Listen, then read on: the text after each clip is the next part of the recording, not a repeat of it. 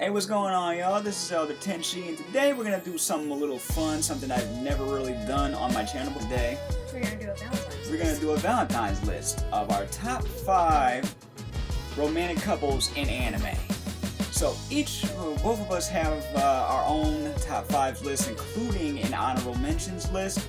And it took me a while to really think about it because, like I told you guys before, I'm a sap, so it took me a while to get everybody that I wanted to get on my list. Plus, you made it 5 instead of 10, so... Well, I thought 5, it's less time, it's shorter, it's less people to remember. That's why. Okay, well, makes sense. So anyway, we're gonna get this started with Kyo's list. Oh, my list. Yeah, ladies first. Oh, thank you. How nice. I've had the same favorite list since I began watching anime. My top favorite ones have never changed. Like, 1 or 2 may be added to it, but other than that, they're my top of all time. You can add more and more stuff, but I'm like, yeah, it's nice, but it's not. It will never be as good as this. Word. Yeah. So how are we gonna do this? By show, mention the show and then the characters? If you want to do it that way, go right ahead. Alright. Number 5. Have to be from Full Metal Alchemist. Can you guess? Could you guess? Nah, No? who is it? Okay. Mustang and Hawkeye. Roy Mustang and Riza Hawkeye. Also translated into English as Lisa Hawkeye. There we go. You know, I was thinking more main character, but... They are main characters. No, I mean, no. I mean, you know what I mean. No, you know what I mean. Yeah, I wasn't like thinking the in the... focus. Exactly. Like Ed and Winry. Exactly. I don't like Ed and Winry. There is like too much abuse in it. Really? Yeah. You mean verbally? Physically? She Physically? throws wrenches and stuff at him. Yeah. How is he not dead? As he deserves it, though. That's not an excuse for throwing a wrench at... Do you know how heavy those things are? I know, but have you seen old school cartoons? That's true. Wilma, Fred, Frying Pan, ring a bell? Yeah. Yeah, I don't know. I think a lot of people like them, and I guess that's why I choose... Well, Hawkeye and Mustang are a bit more mature, even though Roy kinda isn't. Mm-hmm. Alright, makes sense to me. Number 4. Yeah, so you're going backwards, okay. Yeah, I'm going backwards. Okay, cool. My number 4 is Ren and Nana. From Nana! From Nana. Probably one of the best anime with music style animes I've ever seen. You know, the anime... I love the heck out of the anime. It has to be flashbacks for me. Yeah, I love it, though. I love the heck out of the anime because it's kind of grounded in realism. It is. It's sex, drugs, and rock and roll. Drugs, and rock and roll to the point where it's like behind the music. Almost it is. It's a behind the music episode. And Red and Nana they're the couple that drives it to me because they had such a history. Yep. They were almost like love at first sight, but they had so many issues. It just wasn't like love at first sight, and then everything was okay. They had to work for that. But that's what love is. You can't just... And this is how Disney lies to us. You know what I'm saying? Like, you can't just expect everything to go well just like it is in a Hallmark film. Even a Hallmark film has its conflict, but really, it's a job. You gotta work at it. It was. In order for it to last. So that's what happened to them. I mean, originally, what? They made music together. They were in the same band. And now they met through mutual friends. And then they end up in rival bands. He leaves her to join a rival band. He leaves her to chase his dream. And she is left alone, but she's a survivor. She's competitive. So, exactly. So she just goes out and She just wasn't happy being his girlfriend. In that alone. Not in that alone. She needed to chase her dream too, and Which is the same dream. Exactly. So that's even more why they deserve each other. This is a great anime, even a great series of live action movies. They did 2. Yeah, they only did 2. Yeah. It's a great soundtrack. Awesome soundtrack. Olivia is not Japanese, but she sings it so well. Love the opening, both opening themes. Anyway, all right. So we're down to number 4. No more freebies. You're down to 3, boy! I didn't actually wish to get out of that cave. Oh, man. Aladdin. Oh, Aladdin. Alright. Yeah. My number 3. Yahiko and Conan from Naruto. Kishimoto murders all his happy couples. Mm-hmm. And my favorite happy couple was Yahiko and Conan because they were the founders of Akatsuki. And they had such a brutal childhood. I mean, their parents were killed. They had to steal to survive. Yahiko was kind of the villain because he was like, I'm going to force everyone. I'm going to kill everyone because they're killing my people. Mm-hmm. And then he became a more mature character. And then their creator killed him. Stabbed him. But up until then, They were friends first, but you can kind of tell he always had a thing for her. Mm-hmm. And we never saw much of it because, first of all, she's kind of a silent character. Kind of? Yeah, like she like has... soft-spoken character? Well, actually, technically yes, but she doesn't have many lines. She's not speaking all that much. Ah. In the anime, which I thought was wasted because the ninja that came from Amagakure had a way more interesting backstory than everyone else in this damn show. So what about in the manga? Did she speak at all? What's up? She had even less lines in the manga. I think the most that she spoke is when Toby killed her. Wow. That was it, yeah. I was like, her character was wasted and her potential with Yahiko was wasted. I was like, in this world of ninja, wouldn't it be better to have, like, children young so that you have someone to pass on your jutsu to? Oh, maybe they were more focused on... They were more focused on saving their country, basically. Oh, they were victims, they were casualties.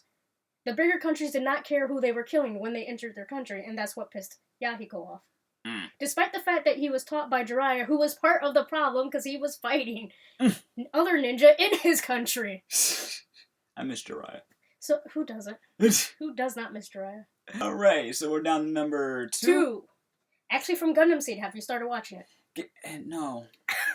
No, so that's 2 Gundams you're purposely ignoring. I am not purposely ignoring them. I have a big list of stuff I gotta watch. Alright, from Gundam Seed, Kigali and Atherin. Kigali Yula Alpha, and Atherin Zala. It took me a while to remember his last name. I was like, fuck, what is it? They met in a very interesting way. They got into damn near a death battle the first time they met. Love at first fight? Yes. Here's what happened. She got separated from the military she was with, and she was on a Gundam, and she got separated, and she got stuck on this island, and she was looking around to see if there was any people. He was in a fight with some Earth Force Gundams, got blown off course, and ended up on the same island. He has on the Zaf uniform. He's the enemy of the army she's part of. She's not officially part of the army, but she fights anyway, kind of like I want to say a freedom fighter, just like she's a roguish fighter. Right. And so they start fighting instantly. He wins, realizes she's female, and he's like, I'm not going to kill you. So he ties her up instead. Oh. Goes back to his Gundam and tries to get his communicator working. Starts raining, and she's getting rained on. He's like, hey, how you doing? Well, see. And then during the rain, they find a cave to hide in. He's wounded. She fixes him up. A very nice song plays during that scene. Is it a ballad? Yes. Is it a ballad? Have you ever heard Fiction Junction featuring Yuka? Nah. That's the song. Gotta look that up. I love it. It's on my MP3 player. Nice. And I think that's what always stuck with me is that she's like, they're both half naked sitting in a cave and she's trying to fix them and the song's playing and I'm like, that's romantic. Incredibly. Exactly. And you know what? They have a great partnership because her father was the leader of Orb. Kind of like the president. He dies, she inherits it, and he becomes her bodyguard. Huh. Yeah, after the war is over, and that's where Gundam Seed Destiny picks up. Except he's drafted back into Zaft because he's the only person from Zaft left alive because the rest of them were either killed or dishonorably discharged for war crimes. And because of his experience, he's invaluable. So they brought him back, and he doesn't get the chance to propose to her like he plans to in episode 1. The politicians of her country want to marry her off to some other guy. Yeah, isn't that always the thing? She doesn't know him. He's I don't want to say sissy, but he's a complete sissy. Like, he has this purple pompadour. He's kind of like really high maintenance. Oh no. Not like Atherin at all. Oh no. So her brother Kara goes and gets Atherin, and he's like, we've got to stop this wedding. And then eventually they do get married in Gundam Seed Destiny, which is something I wanted for Mustang and Hawkeye. I wanted them to get married, but if they did, they couldn't work together, which is how the creator explains it. Oh, okay. And I was like, oh, but for Fullmetal Alchemist, I wanted at least a hug, and I never got that. But in Brotherhood, I did. I got the hug. Hugs can be power, too. I believe so. Why do you think I do it all the time? Yeah. All right, number 1. Number 1. Take a guess. I know. This is gonna be cliche as hell, but is it Inuyasha and Kagome? No, they're not even on my list. They're not even on my honorable mentions list. Dang, ouch! Alright. Because the relationship relationship to me was kind of cliche. Yeah. I don't like the love triangle thing. I got you. Give me a hint. It was on Adult Swim only once. It's from an anime that was on Adult Swim only once, and I actually finished it. Yeah, I finished this show before Adult Swim did because I bought the DVDs. You've borrowed my DVDs, so you know what it. So you've seen it. All right. Is it Witch Hunter Robin? Yes. Okay. Dang. Do you remember the character's name? Any of them? It's been a while, I know. It has been a while since I borrowed it. Awesome show. They got to reissue it. Definitely need a season 2. We need a pickup. Oh, we need a continuation. Man, okay. At least I knew the show. Give me the couple. They're not an official couple in the show, but I was rooting for them so hard I have to put them on my list. Robin and Amon.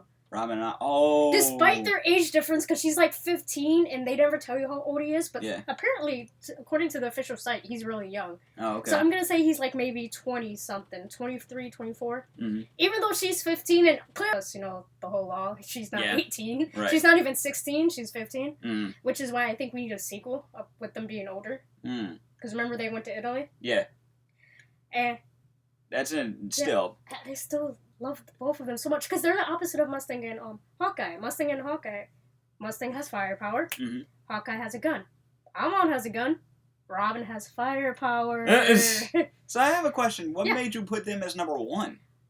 I think because Witch Hunter Robin was one of the very first animes whose DVDs I actually want to buy and collect. Mm-hmm. Like I said, my list has never changed. It's been the same since I've seen these shows. Period. Right. And I remember, I think they're the first anime couple I actually really fell in love with. Because they weren't a couple, and they had that potential, and I wanted it so bad. And I was like, And you know what? No matter how you watch the show, you can interpret it any way. Because they asked, on the DVDs, there's the interviews with the Japanese voice cast. Yeah. And they were interviewing the one for Robin, and she was like, she loves Amon, but not in a romantic way, but like as a person. And I'm like, that's 1,000 times better. Because she appreciates the type of person he was, despite the fact that he's insulted her. Yeah. He's left her behind, and he's tried to kill her.